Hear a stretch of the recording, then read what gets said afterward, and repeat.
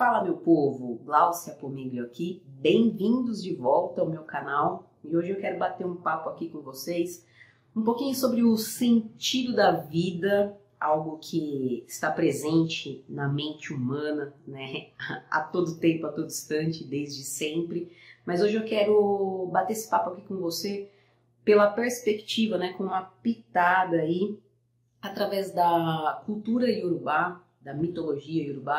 Quero também trazer um ponto de vista da própria física, né, que explica aí a criação do universo e cada dia mais vai avançando, né, através dos seus métodos e experimentos científicos. Quero também trazer pela visão da psicologia analítica, do Jung. E aí dentro dessa conversa, vamos aí pensando e fazendo uns parâmetros se todas essas mitologias, né, sobre criação de mundo, sentido na vida, se tem ou não, se isso afeta de alguma maneira a nossa saúde mental ou não. Então eu quero ter esse bate-papo aqui com você e, como sempre, em dados momentos aqui, eu vou levantar alguns aspectos, algumas críticas, com o objetivo de sempre de que a gente exercer o nosso pensamento crítico. Então fica comigo aqui até o final do vídeo para você poder compreender todo esse contexto. Então, sem mais delongas, sem cortes, sem filtros, vamos já direto ao assunto. Eu quero começar aqui perguntando para você, já deixando a tua cabeça fritar aí desde o início, você já parou para pensar por que a cultura africana, né, os mitos africanos, eles são tão deturpados, né, distorcidos, sobretudo e especificamente aqui no Brasil?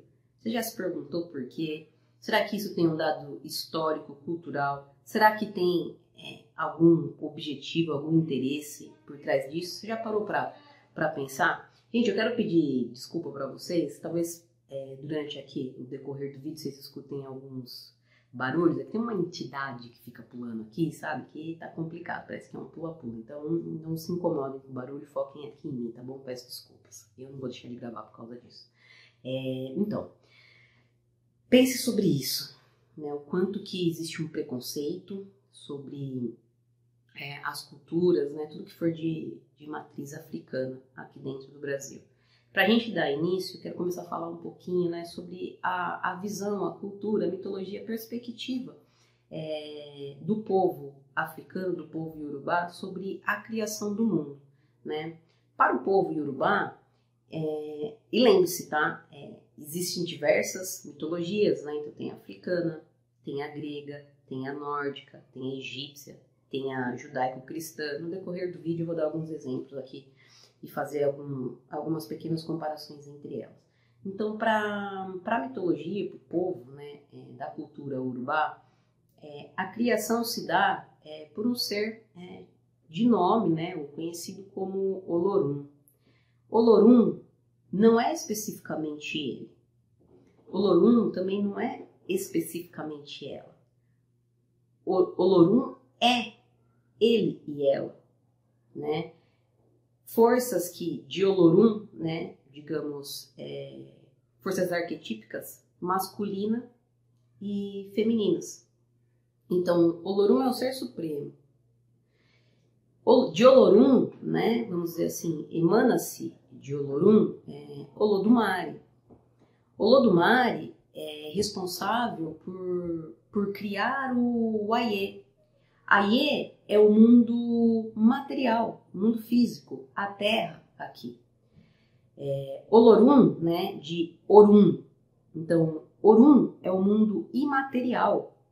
Aie é o mundo material. Orum imaterial, Aie material. Então, olha só, olha que bonito, né? Estamos falando de mundo imaterial e do mundo material. Dentro dessa perspectiva, né, dessa criação do universo, existem os orixás. Os orixás não necessariamente são deuses. Orixás são qualidades arquetípicas. Olha só que curioso que a gente já vai entrar nessa questão dos arquétipos também, lá pela psicologia analítica do Jung. Então, são qualidades. Essas qualidades, elas estão também associadas a forças, e essas qualidades, elas também contêm propriedades que vão afetar o mundo material, né? Os comportamentos aqui dos seres humanos. Então, estou tentando trazer de uma forma um pouco mais lúdica aqui, pegando essa questão dos 4 elementos. Então, você tem Olorum, né? Olodumare, que vai criar o Aie. Então, você tem, saindo de Olorum, você tem o Ori, cabeça, e você tem o Oxá, que são os elementos terra, fogo, água e ar. Então, juntando os dois, Orixá, que são modelos arquetípicos. Dentro dessa estrutura, você tem também as forças arquetípicas masculino e feminino. Então, para essa comunicação de Orum, mundo imaterial, com Aie, mundo material, vai existir um outro elemento para fazer essa comunicação. Adivinha quem é esta entidade, este ser que faz essa comunicação entre Orum e Aie? Exu. Essa é a visão da cultura, né, iorubá. Como que é o Exu aqui? O que virou o Exu aqui no Brasil? Que muitas religiões, não vou dizer nem se apropriar, é um desrespeito mesmo, né? É uma desqualificação, é um preconceito. Exu é o chifrudo, o rabudo, o demônio, o que vai destruir a sua vida. Já conseguem perceber aqui? Por que fizeram isso? Quando que isso foi feito? Você já se questionou sobre isso?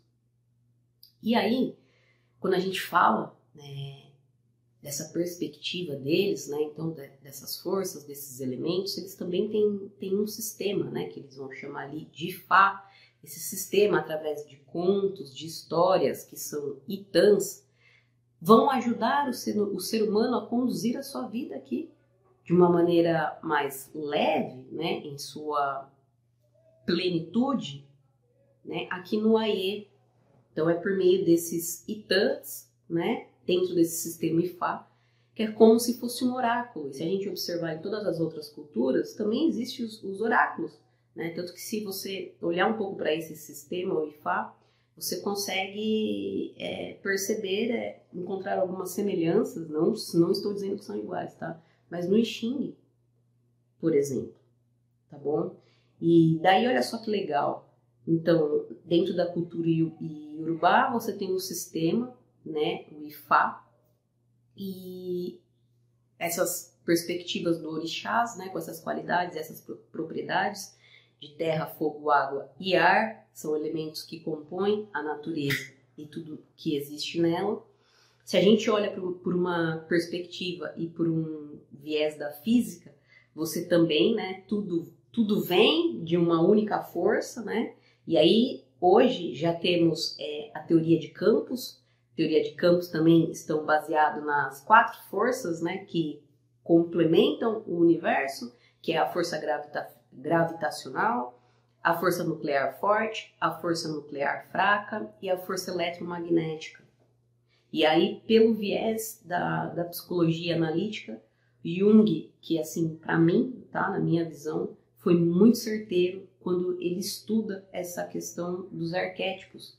Porque o Jung vai falar que a nossa psique, curiosamente, né, coincidentemente, ele vai falar que a nossa psique é um sistema relativamente fechado. Por que a nossa psique é um sistema relativamente fechado?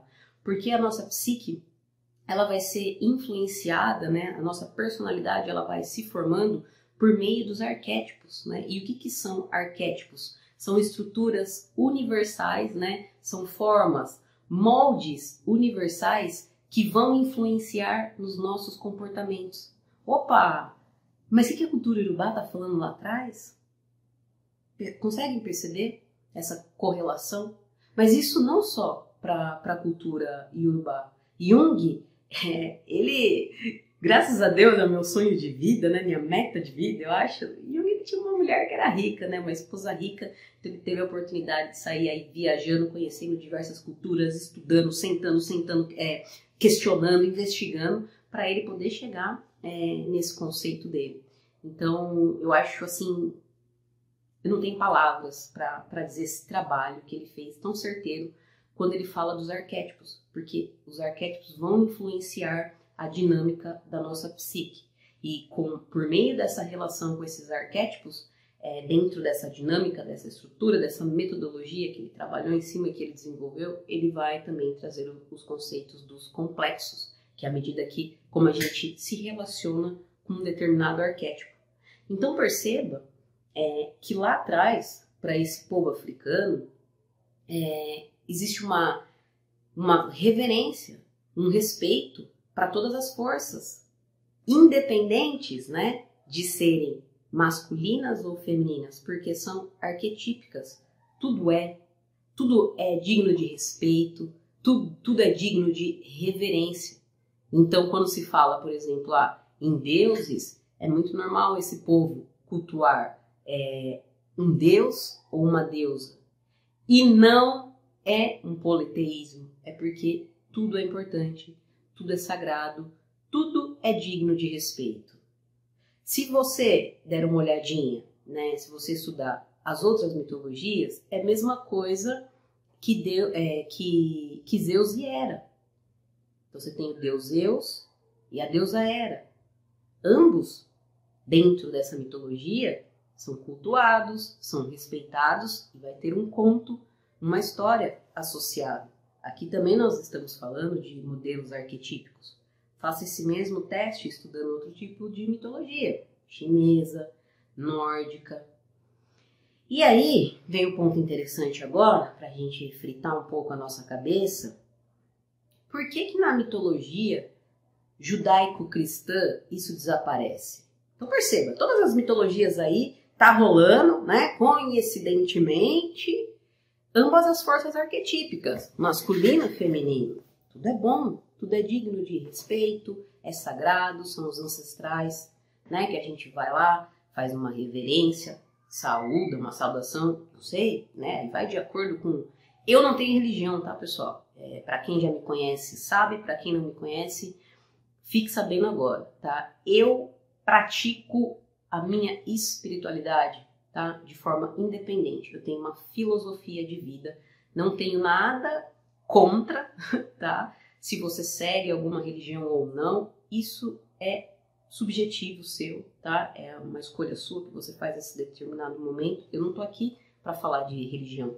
Pelo contrário, eu tô aqui para trazer na verdade, não é que eu não tô aqui para falar de religião, porque é um momento que nem agora eu tô trazendo, mas eu não estou aqui para falar mal, tá? Eu tô aqui para trazer um pensamento e um conhecimento. A partir disso você vai refletir e vai tirar as suas conclusões. E da minha parte, tá? Particularmente falando, eu hoje, tá? Eu já entreguei o certificado de participação na minha vida para todas as religiões, tudo que é institucional, sabe? Eu cheguei para as religiões e falei, toma aqui o seu certificado de participação na minha vida, bom e bênção, obrigada, beijo, tchau, tá? Para mim, hoje eu pratico a minha espiritualidade, porque por meio do conhecimento e também do discernimento, eu pude perceber o quanto é possível que eu tenha a minha própria experiência, a conexão com o sagrado, com o divino que habita dentro de mim, sem ter alguém cagando alguma regra, alguma doutrina, dogmas, seja o que for, na minha cabeça. Já passei por isso? Já passei. Já sofri? Já. Isso me gerou dores e sofrimentos emocionais. Tá? Por quê? Então, você viu aí o que eu falei em todas as mitologias. A gente está falando, né, conectando com todas essas forças arquetípicas, esses polos masculinos e femininos. O Jung vai trazer também na sua perspectiva sobre a questão dos aspectos de luz e sombra, porque tudo vai ter os seus pares de opostos, tá bom? Assim como temos na física, tudo tem os seus pares de opostos. Então, quando chega na mitologia judaica cristã, por que a gente perde isso? Por que a gente perde isso? Observa a mitologia judaica cristã. A gente tem agora o Deus. Percebe? É o Deus. A Trindade é o Pai. A Trindade é o Filho. E a Trindade é o Espírito Santo. Por que perdeu-se? A estrutura arquetípica feminina. Já ouviu falar de Hipátia de Alexandria? Nossa, uma mulher extremamente intelectual da sua época, matemática, astrônoma, ensinava tantas coisas. Inclusive, ela já foi por meio dela que deixou os rastros aí, né, sobre o heliocentrismo. Ei! Ei, é uma mulher que está dizendo todas essas coisas? Mas onde vão ficar agora os tamanhos das minhas bolas e os meus testículos? Matem esta mulher porque ela é bruxa! Queima, queima, queima, queima, queima, Hipátia! Queimou a Hipátia. Conhece a história? Hipátia de Alexandria? Tá aí na mitologia judaica cristã. Então, Deus cria o homem à sua imagem e semelhança, talvez que Deus. Tá ali, cria Adão. Bom, vamos criar Adão e olha, o que sobrar aí, tira um teco aí da costela dele e vamos fazer a Eva. O que sobrar aí a gente cria a Eva, a gente cria a mulher. Oh my God! A Eva fudeu com Adão, né? Putz, grila. E aí, minha gente? E aí a gente vai para o inferno, somos pecadores, vamos abdicar de tudo o que faz parte da nossa natureza humana, porque não, é pecado. E vamos aguardar um momento para a gente herdar o reino dos céus, para a gente poder viver uma vida boa. Eu vou ficar esperando, pai, o que eu faço aqui por enquanto? Vou sendo empurrado? Vou vivendo lascado? Quebrado? E aí? Então perceba, estou fazendo esse vídeo, não é para te tirar da sua religião, não. Não é para isso, é para te fazer pensar. Então a gente tem ali uma época de império, né? A época do império, a época colonial, a escravidão. Por que de repente isso muda? Por que de repente é o único? É como eu falei. Não é que lá era politeísta. É porque tudo é importante. Veja aí os contos, as histórias. Deus, Atena, Ártemis. Por que de repente tem essa virada? Porque existe uma história aí. Existe um interesse. Vamos escravizar esse povo negro. Aí você vem com o mito de Jesus, né? Homem, mais uma vez, branco, dos olhos claros. Com qual intuito? Com qual intenção? Eu falei no começo do vídeo que eu ia fazer a comparação. Às vezes é até ruim, mas sei lá, eu pelo menos faço para tentar trazer de uma maneira lúdica aqui.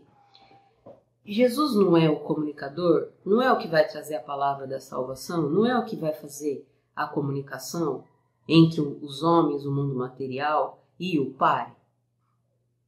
É basicamente a mesma função do Exu para fazer a comunicação do Orum com o Aie. Então, por que você tem que vir aqui agora e falar esse monte de baboseira sobre Exu e outras tantas entidades da mitologia e da cultura africana? Com qual interesse? Né? E talvez na sua cabeça agora esteja pensando, poxa, Glaucio, mas o que isso tem a ver com a minha vida, com a minha saúde mental, né? Com os meus projetos aí de vida, com o sentido da vida ou não? Isso em algum momento te afetou? Porque a gente tem que pensar que a gente está debaixo dessa cultura ocidental, a gente está debaixo dessa mitologia judaica cristã. Você já se limitou algumas vezes por se culpar, de repente, por ser do jeito que você é, pela maneira que você optou em viver a sua vida, por ser pecado, de Deus te castigar, ou Deus, que eu me pergunto, mas que Deus, né? De ir para o inferno. Eu tô passando por isso porque Deus me castigou. porque eu saí dos caminhos, porque eu não estou seguindo a palavra de Deus. Mas que Deus? Com tantos contos, com tantas mitologias de diversas culturas, por que que só uma tem que ser considerada correta? E por que que só uma a gente tem que seguir? E quem não segue isso, queimará no fogo dos infernos? Ô, gente, para pra pensar um pouco. Tô falando com amor, com carinho, com respeito. Eu brinco aqui às vezes, mas é sério. Eu brinco para tentar trazer de uma maneira um pouco mais leve, mas a gente tem que pensar. Eu, particularmente, eu sofri muito com isso. Por isso que eu falei. Hoje eu já entreguei o certificado de participação aí para as religiões da minha vida. Porque eu não faço questão de frequentar nenhuma. E não quero que você pare também, não é isso? Só quero que você pare para pensar e que você comece a estudar, que você faça suas pesquisas, faça você mesmo as suas próprias experiências e perceba que é possível que você, por si só, se conecte com o divino e com o sagrado, que é o que o Jung fala dentro da abordagem dele, da psicologia analítica. Quando ele traz essa estrutura de self, é justamente isso. O self é o quê? É o si mesmo. A capacidade de tornarmos quem somos verdadeiramente. Então eu posso conectar com o divino, com o sagrado que habita dentro de mim, sem intermediários. O que nós buscamos é apoio. É apoio. E tá tudo bem se você frequenta alguma religião, porque nós somos seres de relação. Mas aí eu também gostaria que você pensasse.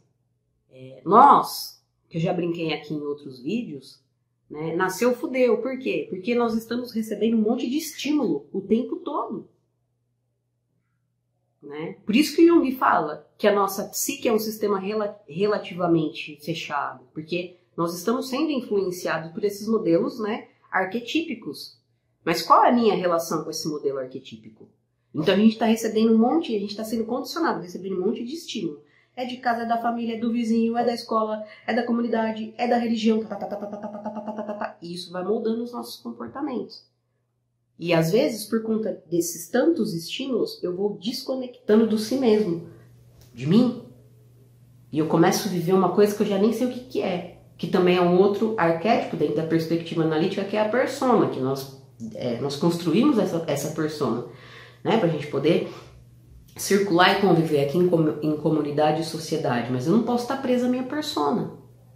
E às vezes, por que eu me prendo à minha persona? Eu estou me prendendo por conta de religião? Eu estou me prendendo por conta de éticas e valores morais que eu não sei nem de onde veio, eu também não estou questionando? Será que isso afeta a sua saúde mental? Será que afeta o seu sistema psíquico, vamos dizer assim? Que às vezes a gente se sente perdido, entendeu? Fica se culpando.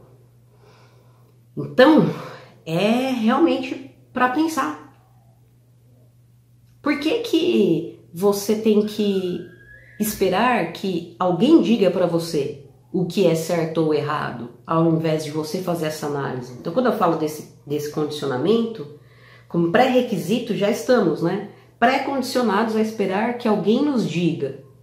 Normalmente a gente espera de pessoas próximas, e se essas pessoas não estão tão próximas, a gente vai buscar algo transcendental, né, que transcende aquilo que aqui a gente não consegue explicar. Normalmente a gente faz isso por meio das religiões. As religiões, elas estão recheadas do quê? De dogmas também. Por isso que eu tô brincando que eu já entreguei o currículo de participação. Porque daí se eu sigo, se eu espero, seja lá quem for, gente. Seja lá quem for. Qualquer aí, os que se dizem santos, dizer para mim o que eu devo ou não fazer, onde está a minha autonomia?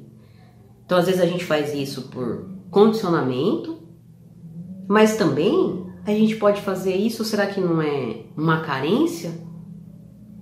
Será que não estamos carentes? Afetivo? Emocional? E aí eu fico esperando que alguém diga pra mim o que eu tenho que fazer. E aí eu sigo aquilo. Só que às vezes eu sigo na contramão daquilo que eu sou. E afinal, o que eu sou? Percebem? Então, pela visão, tá, da psicologia analítica, Os arquétipos, tudo que está... O arquétipo é o quê? São os moldes, né? Que vêm sendo influenciados desde o quê? Da nossa ancestralidade. Por meio de contos, de histórias, dos mitos, da cultura. Mas, se eu não buscar esse caminho de me centrar, né? De olhar esses meus complexos, para trabalhar esse processo de individuação, que é a minha conexão com o self, o si mesmo, eu vou basicamente ser arrastada pela vida. E isso, esse processo, né, ele dói. Ele dói no que sentido, né? Porque às vezes a gente ouve, caramba, não precisa passar pela dor, né? O problema é que isso que eu tô trazendo aqui, eu tenho certeza que muita gente vai ficar puto comigo. É como eu falei, o que vai doer de verdade, né? Pelo menos pra mim o que foi, é desaprender, é desconstruir o que a gente aprendeu e o que a gente construiu. Porque agora, quando a gente começa a olhar por essas perspectivas, por esses vieses que você vai se permitindo, porque quando você olha para uma coisa, você estuda aquilo. É uma coisa, te leva a outra coisa, te leva a outra coisa, te leva a outra coisa. Você, eu não acredito que eu fui manipulada todo esse tempo. É basicamente essa sensação. E aí eu conecto também com a questão da psicologia e alquimia, que são outros vídeos, né, uma playlist que tem aqui no canal. Vou deixar aqui na descrição do vídeo e também, sei lá, coloco aí na tela, em algum lugar na tela para você clicar, que vai falar desses processos, né? Então a gente tem a calcinatio, tem a solútil, tem a sublimatio, tem a coagulatio, a coniuntio.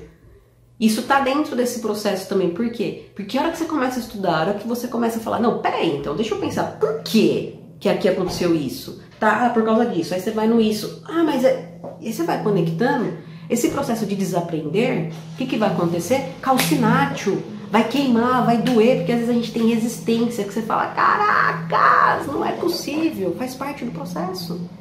Por isso que é um processo. E aí, você acha que faz sentido? Isso que eu tô te falando, não? Doeu, não doeu, agregou, não agregou. Eu acho que... Nossa, que barulheira que tá aqui hoje. Quando não é lá fora, é aqui em cima, tá? Daqui a pouco vai ser de baixo também. Vai sair o chifrudo do rabudo aí de baixo, tô brincando. Ai, gente, é isso. Eu queria trazer um pouco essa visão pra vocês, pra que com o tempo a gente vai aprendendo a nos tornar questionadores. Lembre-se, na nossa jornada de vida, a gente busca pessoas, né, para apoiar, facilitadores, mas jamais alguém para dizer aquilo que você deve ou não fazer. Principalmente, tá, quando a gente fala de questões espirituais. Eu gostaria que você pensasse sobre isso.